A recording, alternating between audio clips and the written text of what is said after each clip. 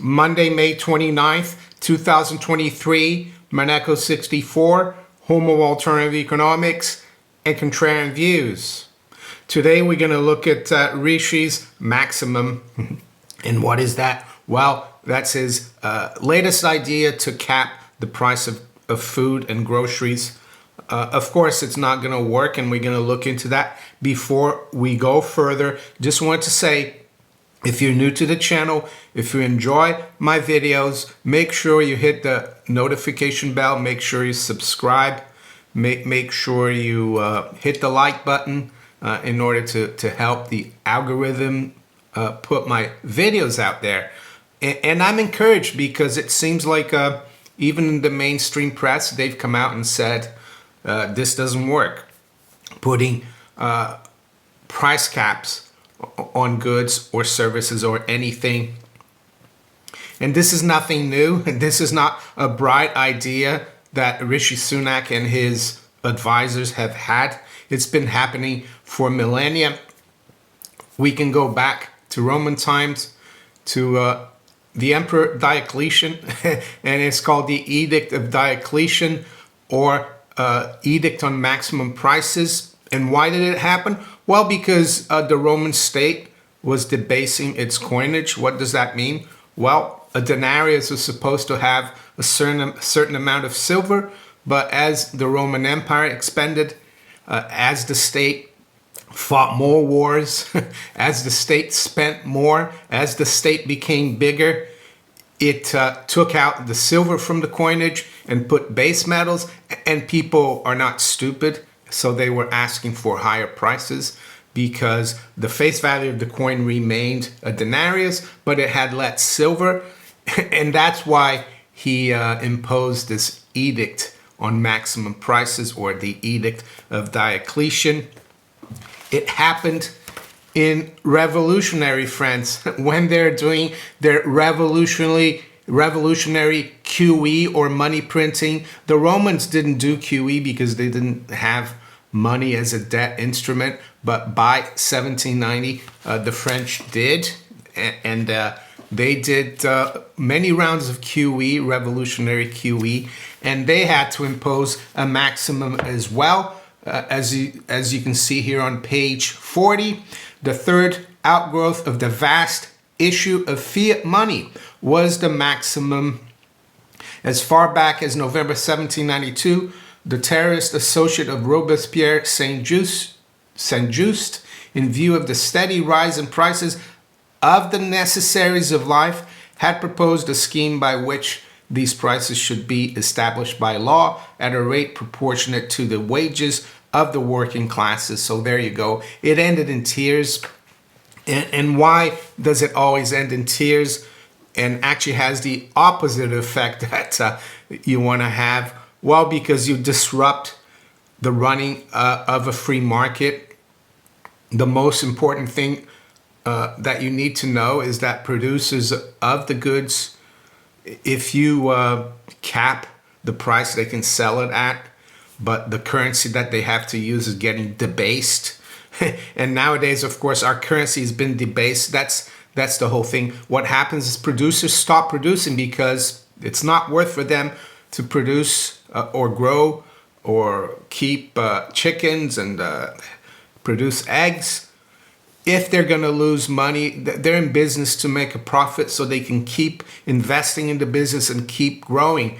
And you're probably seeing a lot of people talk about greedy business people, that they're making windfall profits, that they're even talking about greedflation. But I would say it's more a symptom. All the rising prices and now the talk of limiting prices or capping or putting a maximum is a symptom of inflation. And who creates inflation? Well, it's the government through its central bank. It can only be created by government because government is getting too big. We've got government spending more than 50% of GDP. We've got taxation the highest it's been in 70 years. And that's why the currency keeps getting debased, because the government is borrowing a lot of this fiat money into existence, and the Bank of England is creating it out of thin air to buy the government bonds to keep interest rates low. Yes, interest rates are going up now, but so that's all it is. And it does create shortages, and it creates a black market. It creates a lot of trouble.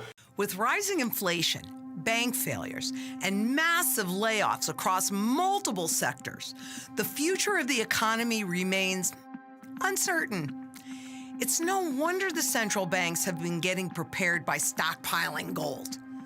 At ITM Trading, we have spent over 27 years building a team of seasoned researchers and analysts who can help you prepare for any financial crisis. Our experts are ready to provide you with proven strategies to safeguard your wealth and assets in the event of an economic downturn or currency reset, which is frankly inevitable. Don't wait until it's too late. Schedule your free gold and silver strategy call by clicking on the link in the description below.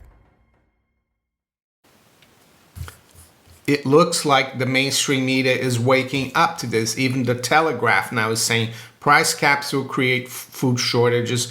Rishi Sunak warned. So that's encouraging. We'll have to keep an eye on it. The other thing that happens, and you can read about it here, and I highly recommend it, you can get a free PDF online of this, is that if the government gets really serious about imposing these draconian maximums, it leads to tyranny. And what do I mean by that? Well, they're going to police people. I'm not sure if it's going to get as bad as it did in revolutionary France, where if you sold something for a higher price, at one point when they were getting desperate, the people in charge, you could be guillotined for doing that. So that's how bad it got. Of course, it all ended in collapse, as you can see here. The printing press was burnt. The assignats were burnt in Place Vendôme in 1796. What will happen this time around, I don't know. As I said, history doesn't repeat exactly, but it rhymes. And there are other examples, of course, more recently of price controls. In the 70s, Richard Nixon imposed price controls when he took the dollar off the gold standard, or the Bretton Woods Agreement. They imposed price controls in this country. Ted Heath. Teresa May recently, she imposed price controls on energy companies charging consumers. That was back in 2018. Why do you think we had the energy crisis that started in 2021? It wasn't because of Putin, because the war there started in 2022. Well, because energy prices started rising, and the energy suppliers, they could only charge a certain amount to the consumer. So a lot of them didn't hedge because they didn't expect prices to go as high, and they went out of business.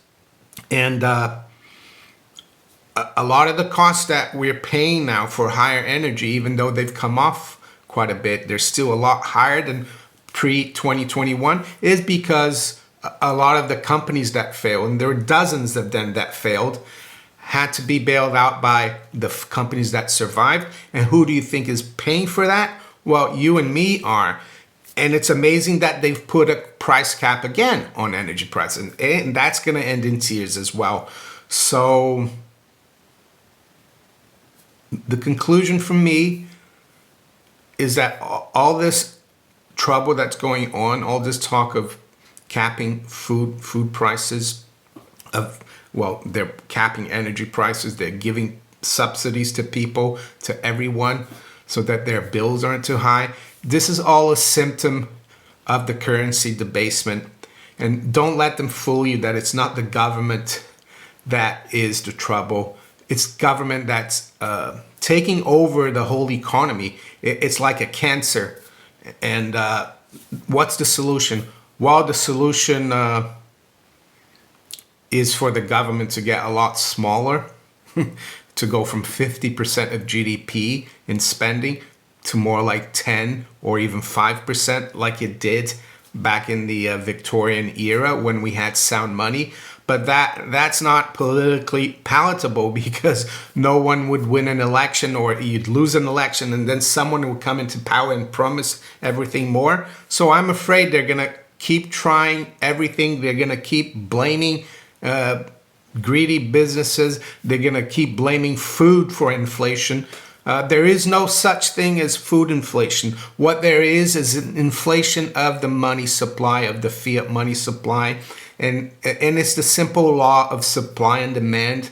When you increase the supply of something and you keep the supply of other things limited, that thing that increases supply becomes less valuable. And that's all it is. Very simple, inflation. And it's got nothing to do with anything else. So with that, let's quickly go through the markets. I know the markets are closed today, but there's a few things trading out there. Some futures. Gold is trading. So silver. Gold is unchanged. It's trading at 1946. Silver as well, 23.31. We got the Dow futures up 100 points. NASDAQ 76 points. S&P is up 16. Yes, there is an agreement between Biden and McCarthy for a debt ceiling solution to extend the debt ceiling, to lift the debt ceiling. But I think over the next 72 hours, it's going to be touch and go because there's still the little problem of getting the rebel Republicans to agree with it. So I'm going to stop right here because it's going to be a very quiet day in the markets. We might as well cover things tomorrow. But yes, Rishi's maximum. Let's hope he doesn't try it. But they're saying that the French tried it this year. But, you know, the French, they don't seem to learn. Or it's not just the French. No one seems to learn the lessons of history. And we keep repeating it. Diocletian tried it back in 300 AD. And we're still trying in 2023. So there you go. With that, I'm going to wish you all a very good day. Take care. Bye.